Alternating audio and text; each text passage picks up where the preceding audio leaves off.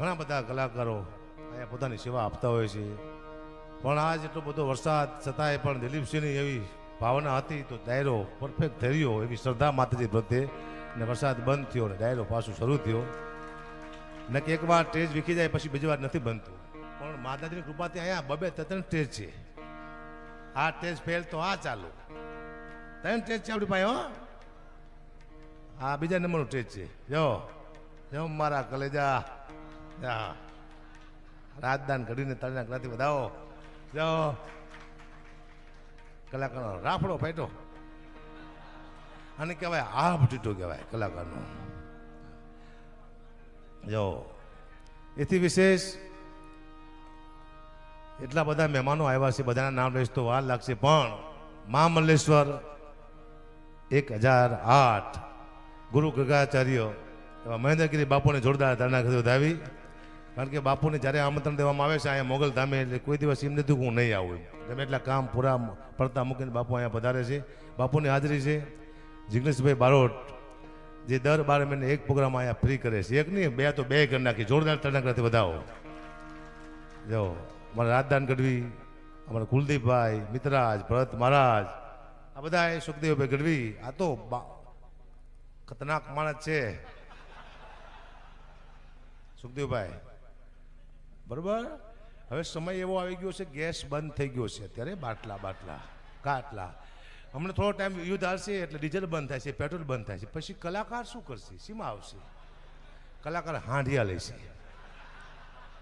કારણ કે ઘોડા કલાકારને મોંઘા પડશે. બાપ 5-5 કિલો ચણા જો ઘોડાને હાંડિયા, અને હકાબા હાંડિયા માથે નીકળશે સાહેબ. ખબ ખબ ખબ ખબ કરતો હાંડિયો હાલ જતો હોય છે. એમાં હાંડિયો કદાચ મારો માંદો પડી ગયો એટલે હું જિગ્નેશભાઈને ફોન કરી, જિગ્નેશભાઈ તમે ક્યાં પહોંચ્યા? કે હું સાણંદ પાયા પહોંચ્યો છું, તો મને લેતા જાઓ તમારા હાંડિયામાં, કારણ કે મારો હાંડિયો જય સીતારામ થઈ ગયો છે. હે આગળ જિગ્નેશ બાળને ભાઈ હકાબા કરી જાય, તારકાસુર બેઠો હોય જિગ્નેશ કવિરાજની રક્ષા કરવા માટે, ખબ ખબ ખબ હાંડિયો હાલે જતો હોય.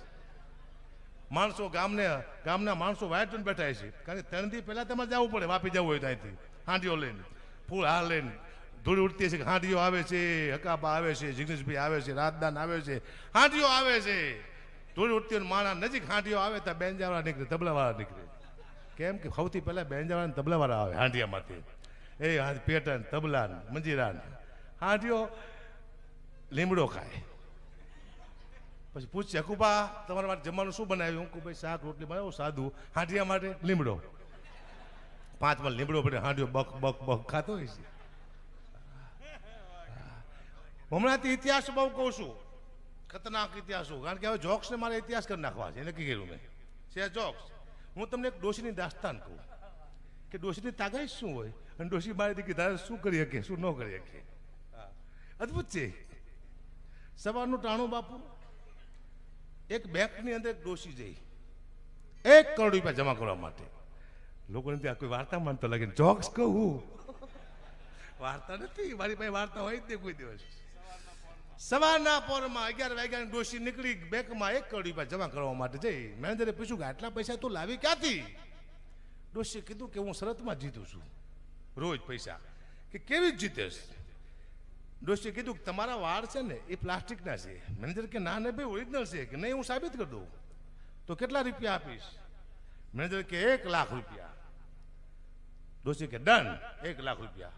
સવારે મારા વકીલને હારે લઈને આવીશ સબૂતમાં, અને તારા વાળ પકડીને જોઈ લઈશ, જો ઓરિજિનલ હશે તો હું તને 1 લાખ આપીશ. મેનેજર કે કંઈ વાંધો નહીં. ડોશી સવારમાં આવી હો એના વકીલને લઈને. મેનેજર બેઠો તો વાળ પકડી આમાં હાલે ને કેરો ઘા. મેનેજર નીચે પડ્યો, દાંત કાઢીને ઊભો થયો કે ડોશી ઓરિજિનલ વાળ છે, ડુપ્લિકેટ નથી. અને ડોશીનો વકીલ નબળો પડી ગયો, ધીમો પડી ગયો. એટલે મેનેજરે કીધું વકીલને કે ભાઈ હું જીતી ગયો ને તું કેમ નબળો પડી ગયો? વકીલ કે આ ડોશીએ મારે યારે 5 લાખની શરત મારી હતી કે સવારમાં બેંકના મેનેજરના વાળ જાળી નીચે નાખું, જો મેનેજર દાંત કાઢે તો મને 5 લાખ દેવાના. કે આરામ કોરના મને તે 5 લાખમાં હોળે દીધો. સાહેબ આ ડોશીની દાસ્તાનું છે બધી, શું વાત કરો છો? દુઃખની વાત છે પણ કરવી પડશે સાહેબ જીવનમાં. હું અહીંયા દર મહિને દર માસે અહીંયા હોય છું, અને હું દર માસે 10 મિનિટ જ બોલું છું, કારણ કે મને ખબર છે આ સ્ટેજ મારી માટે બહુ મહત્વની છે. હું તમને ન કહેતો કહું કે આ રાણેસર, ભાયલા, મા મોગલમાં, જગદંબા એના હિસાબે હું અહીંયા બેઠો છું. પહેલાં એ મને આગળ લાવી છે, મારું અસ્તિત્વ નહોતું. અહીંયાથી મારી શરૂઆત છે. અહીંયા હું પહોંચ્યો છું તો માત્ર મા ભગવતી જીનવારી મોગલની કૃપાથી અહીંયા પહોંચ્યો છું. મારા યોગેશભાઈ બોક્સાની પણ અહીંયા હાજરી છે. ઘણા બધા કલાકારો છે, કારણ કે કલાકારનું નામ નહીં લઉં, કલાકાર વધી ગયા છે. આ બેન્જાવાળા, આ તબલાવાળા, વિચાર કરો સાહેબ, સૌથી વધુ મહેનત આ લોકોની છે, સૌથી ઓછા પૈસા આ લોકોના છે. શું કરવા? આ લોકોના પૈસા અમે ખુદ ખાઈ જઈએ છીએ. અમારી ભૂખ જાય તો બિચારા આગળ આવે ને, અમારી ખતરનાક ભૂખ છે. હું આના 40,000 રૂપિયા નક્કી કરું. કેટલા? 40,000 આપું. કેટલા? 25, 15 હું ખુદ ખાઈ જાઉં છું. 15,000 ખાઈ જાઉં છું આમના હું. પછી આને કેટલા આપું છું? 25,000. એમાંથી આ 10,000 ખાઈ જાય મારો દીકરો. આને કેટલા આપે છે? 15 માંથી 8 ખાઈ જાય હાર્યું બેઠું. આ તબલાવાળાને કેટલા આપે છે? 7. એમાંથી આ ભરનો દીકરો 4 ખાઈ જાય છે. બે મંદિરવાળાને 1500 રૂપિયા આપે છે. પછી મંદિરવાળા શું ખાય બિચારા? અહીંયાથી કંઈક ખાય તો વાત અલગ છે, બાકી કંઈક ખાવાનું છે નહીં. ખાવાનું કઈ નથી. ભૂખ ખતરનાક વસ્તુ છે આ દુનિયામાં. હા, મને કોઈએ કીધું મને કે અગુબા એટલા બધા પૈસા મૂકીને તમારો સમય સારો છે, એટલો પૈસો ભેગો કરીને જાઓ, તમારા પરિવારને વાંધો ન આવે, કોઈની પાસે લાંબો હાથ ન કરવો પડે. નહીં, એક પૈસો નહીં મૂકું કીધું. કેમ? કીધું ગયા જન્મમાં મારો એક પરિવાર હતો, મેં બહુ પૈસા મૂક્યા છે. હું મરી ગયો પછી મારો પરિવાર બહુ રોયો છે, મને ખબર નથી. આ મારું બીજું પરિવાર છે. અત્યારે હું મરી જઈશ, મારી પાસે બહુ મારો પરિવાર રહ્યો છે. હું ઘણા બધા પૈસા ભેગા કરીને જઈશ, પછી મારું એક ત્રીજું પરિવાર આવશે બીજા જન્મમાં. એમ તમે અહીંયા બેઠો છો, ખાલી તમારા પરિવાર ફરે, તમે ન ફરતા યાદ રાખજો. તમારા મગજમાં એમ હોય કે અમે કોઈની માં કંઈ મૂકીને જઈશું. કોઈ મૂકીને જતું નહીં, આપણને ખબર નથી. 500 કરોડ રૂપિયા ભેગા કરીને જો તમારે મરી જ જવું હોય તો શું લેવા કરવા જોઈએ? મરી જ જવું છે ને, એને તો મરી જવું છે. બાપુ, હું અત્યારે 10 કંપની કરી નાખું પછી હું મરી જાઉં, તે કંપની મારે શું કામની? નહીં, છોકરાને કરવાની. છોકરા સારા હોય તો કમાવાની જરૂર નથી, એની હાથે પેદા કરી લે છે. અને છોકરા ખરાબ હોય તો કમાવાની જરૂર નથી, મારા દીકરા આપણું પૂરું કરી નાખશે. એક કઈ બાજુ કમાવાની જરૂર છે જ નહીં. છોકરા સારા હોય તો એનો કમાતા, અને ખરાબ હોય તો એનો કમાતા. છોકરા હાથમાં છે બધું. બરાબર? તો આનંદ કરો, બાકી કશું જીવનમાં છે ને મને ખબર પડી જાય. મને કોઈ એમ કીધું હતું, ગગુબા અમારા ઘરમાં પગલા પાડો.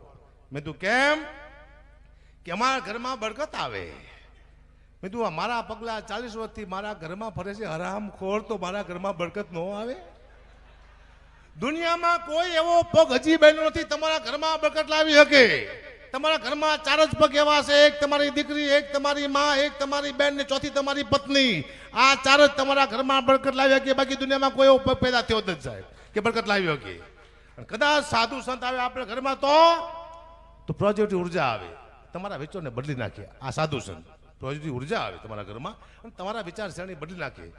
તમે જો અતિ પૈસા થાય ને પછી 2 માણસ ખુશી માણસ, અતિ પૈસો થાય પછી તમારા બધા શોખ પૂરા થાય. તમામ પૈસા આવ્યા પછી તમને 2 વિચાર આવે, એક સારો ને ખરાબ. કઈ બાજુ જાવ એ તમારા હાથમાં છે. ખરાબ વિચાર તમે જોયું, અતિ પૈસા થયા પછી અમેરિકામાં જોયું ફાઇલ ખુલી, નાના છોકરાને મારીને કાપીને ખજાતા હતા. આને કહેવાય વિકૃતિ. આવો પણ વિચાર આવ્યો જાજો પૈસો થાય તો. અને બીજો ધર્મ બાજુ આવા ડાયરા કરે, આ માતીના મંદિર બનાવે, માતીના મંદિરમાં પ્રસાદ આવે, અન્નક્ષેત્ર ચાલે, આવું કામ કરે, એને સારો વિચાર કહેવાય. બધું આવું હશે આખે. એટલે જાજી માથાકૂટ કરવાની જરૂર નથી. મને ખબર છે બાપુ, હું નાનો હતો ને બહુ લોચકો હતો. હજી લોચકો જ છું, બહુ બોડીગાર્ડ હતો નાનો હતો ત્યારે. મારા મામા કહેતા મને, આવ ઝાંખી આવ, મારો ઝાંખી આવ્યો, મારો ઝાંખી આવ્યો. એટલે હું રાજી થતો કે મને મારા મામા કોઈ બોડીગાર્ડ કહે છે. હમણાં હું ગયો 6 મહિના પહેલા, તોય મને કે આવ ઝાંખી આવ. હું ખુશ થયો. અમને 15 દી પહેલા મેં વાંચ્યું કાગવાણીના બીજા ભાગમાં, ઝાંખી એટલે રાક્ષસ થાય. બોલો, મારા મામા મને 52 વર્ષથી રાક્ષસ કહેતા હતા, પણ મને ખબર ન પડી. રાક્ષસ, ઝાંખી એટલે રાક્ષસ થાય બાપુ. આ દુનિયા બહુ કંટાળી છે સાહેબ, ખતરનાક કંટાળી છે. સૌથી વધુ કંટાળ્યો તો પુરુષ કંટાળ્યો છે. પતિ આખો દિવસ બિચારો કામ કરે છે, આખો દિવસ મહેનત કરે છે. પત્નીને પોતાની પત્નીને ખબર નથી મારા ધણીમાંથી કેટલું જાણવું છે, કોઈને માર્યું છે, કોઈને ગાયો દીધી છે, એ પત્નીને ખબર છે જ નહીં. જેવો પતિ ઘરે આવે નોકરીથી સીધી પત્ની રાયડું પાડે છે, એ ગેસના બાટલા વયા ગયા છે, છોકરાની ફી ભરવાની છે, મામાને અહીંયા જવાનું છે, મારે હાડી લાવવાની છે. ઓલાનો મગજ વયો જાય છે. કોનો? પતિનો. હું તો બધી પત્નીને કહું છું, પોતાનો પતિ ઘરે આવે નોકરીથી એટલે કહેવાનું શું કહેવાનું આવે એટલે કે પધારો, બેસો, પાણી આપવાનું, પછી પૂછવાનું તમને કોઈ માર્યા જ નથી ને? કે ના, તો ખાંડ લાવવાની છે મારા કલેજા. હે, પતિ ખુશ થાય છે બિચારો. ખુશ કરો સાહેબ, આ સંસ્કૃતિ છે સાહેબ. હું તમને કહું, ડાયરામાં આવજો, બે સારા ગીત તો સાંભળવા મળશે તમને, બે સારી વાત તો સાંભળવા મળશે. બાપુ હું કાલે એક પિક્ચર જોવા ગયો, ધુરંધર 2. બાપુ એમાં બેની દીકરી બેઠી હતી, પોતાની પત્ની બેઠી, પતિ યારે. સાહેબ એટલી ખરાબ ગાયરું મેં એમાં સાંભળી તો એમ થાય કે દુનિયા કઈ બાજુ જઈ રહી છે. પોતાની પત્ની પોતાની બેનને આવા પિક્ચરમાં જવાય ખરું? ન જવાય. એવા પિક્ચર પોતાની દીકરી સાથે જોવાય ને. આપણી દીકરી જોતી તો ના પાડજો કે આ ધુરંધર 2માં આપણી પથારી ફેરવતો ને છેલ્લી નો સમજી જાય ને. હવે મારો હમણે હું કંઈક બોલ નાખે. હા જો ઉપરથી ચાવડા, હજી છે આવડા ના આવડા. જો બાપુ 101 દીકરા લગ્ન કરે છે 12 મહિને. અને ધર્મના કાર્યમાં મેં એક વાત માંડી સંભળાવું, એક વાર્તા. જાઓ તો ચિંતા ના કરતો તારે, મને કોઈ નહીં કરે. શું ચિંતા પડી? ખબર શું થાય છે? કઈ નહીં થાય બાપુ. સમજો ઉપેન્દ્રસિંહ, જાઓ હમણાં એમની ગાડીની એક આવી હતી વિડીયો. એમની ગાડી વ્હીલ પેટ ભાંગી જાય અને બહુ બાઈજા ઉપેન્દ્રસિંહ કંપની મારા હારે. એ ગાડી ભટકાણી ને એનો મેં બાપુ ઇતિહાસ કીધો. ગાડી ભટકાય એટલે ભટકાય એટલે વાર્તા પૂરી થઈ જાય. રાણા પ્રતાપે બહેલોલ ખાનની છાતીમાં ભાલો માર્યો એટલે પતી જ ને એટલું જ તે. પણ ગઢવી ધારા તો કેટલું લાંબુ કરે છે. એ જ વાર્તા હું કહું ઉપેન્દ્રસિંહની કે વોલ્વો ભટકાણી પણ લાંબુ કર્યો તો કેટલું થાય હું તમને સમજાવું. કે બપોરનું ટાણું, સૂર્ય મધ્યાંતે પોસે અને એક રાજપૂત પોતાની ગાડીમાં બેઠો. ધીરે ધીરે ધીરે ધીરે ગાડી હાલવા મનાની પણ સ્પીડ પકડી છે. 110ની સ્પીડ થઈ અને અચાનક અવાજ આવ્યો. પણ કેવો અવાજ હતો? સિંધરીઓ બોમ્બ ફૂટે એવો કે ના? તો લક્ષ્મી ટેટો ફૂટે એવો કે ના? તો કેવો કે પાકિસ્તાનમાં આવ્યાથી હિન્દુસ્તાનમાંથી કોઈ પાકિસ્તાનમાં બોમ્બ નાખીને જે અવાજ આવે એવો અવાજ હતો. ગાડી થંભી જાય છે. ધીમે કરીને ઉપરથી ચાવડે બાયણું ખોલ્યું, પાછળ જોયું કોઈ આવતું નથી ને. ગાડી બાડી ધીમે કરીને વિતરા અને શિકાર પડતો જેમ સિંહ આટો મારી માટો માર્યો રાજપૂતે. અને આમ જોયું તો વ્હીલ પેટ ભાંગી ગયેલી સાહેબ. અને રાજપૂતની ભકુડીનો મોઢો બદલાનો, લાલ હિંગોળ જેવી આંખું થઈ, સડી સડી થડક ઉતરક થવા મંડાણું. અને હાથ નાખ્યો ખીચામાં, પણ શું ખાઈ? રિવોલ્વર કે ના? તો છરી કે ના? તો મોબાઈલ કાઢ્યો. પણ કેવો મોબાઈલ હતો? સેમસંગનો કે ના? તો નોકિયાનો કે ના? તો એપલ પ્રો મેક્સ 17. અને આમ કરીને આમ રિંગ લગાડી. પણ રિંગ કોને લાગી? હિંમત છે ને કે ના? તો પીવી જાદવ ને કે ના? તો હકાબા ગઢવીને કે ના? તો કોને રિંગ લાગી? કે મેનેજર ને. શું કરવા? ઓલા ત્રણ તો હોતા હતા મારા દીકરા. એ ઉઠે ખરા કોઈ દી બપોરે? મેનેજરે આમ ફોન ઉપાડ્યો સાહેબ અને ગાયરુંનો વરસાદ બેસશો મેનેજર માથે. પણ કેવી ગાયરું હતી કે મહાભારતમાં શિશુપાલ બોલ્યો તો એવી કે ના? તો ગોંડલની વીજળી બોલે એવી એ કે ના?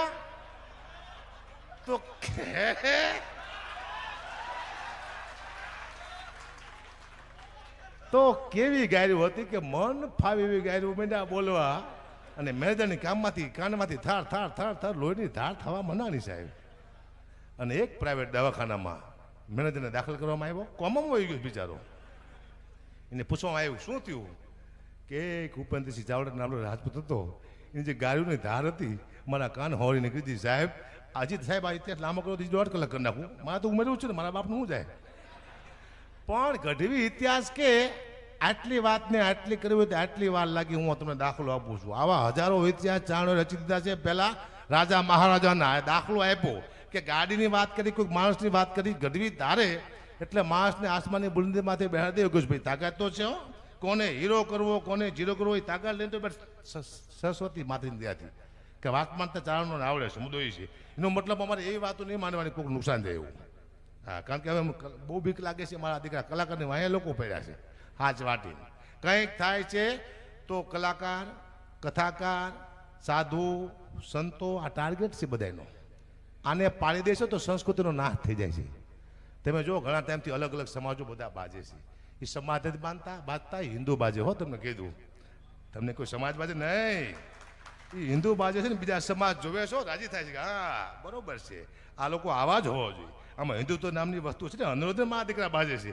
હા મને પૂરું થઈ જાય છે ને એવો એક સમાજ આવશે આપણી ઉપર, આપણે સાહેબ કંઈ નહીં કરીએ કયો એટલે વિચાર કરીને બાજજો એકબીજા સમાજ સાથે. કોઈ બાતતા નહીં સાહેબ, હિન્દુ તત્વને સાચું રાખજો. આપણું કોઈ છે નહીં હો. લોકો આપણો ફાયદો ઉઠાવે છે. અંદર કોમેન્ટો આવે છે વાહ વાહ વાહ. ઈ આપણા હિન્દુ કરતા બીજા કોઈ કરશે આપણને ખબર નથી ફેકાડીમાંથી. તમને એવું હોય છે કે આપણે કોમેન્ટ કરીએ, નહીં બીજા કોઈ કમેન્ટ કરશે એમાંથી. આપણે એમ થાય કે આપણા પોતાના છે, આપણા પોતાના કોઈ છે જ નહીં. હિન્દુ સિવાય આપણું કોઈ છે જ નહીં. હિન્દુત્વ છે તો આપણે છીએ સાચવજો, નકે વાળો ચડવાને ત્યારે એવા છે. કઈ ખોટું બોલતું તો મને માતીને હમશે આમાં પાકા પાયે છે.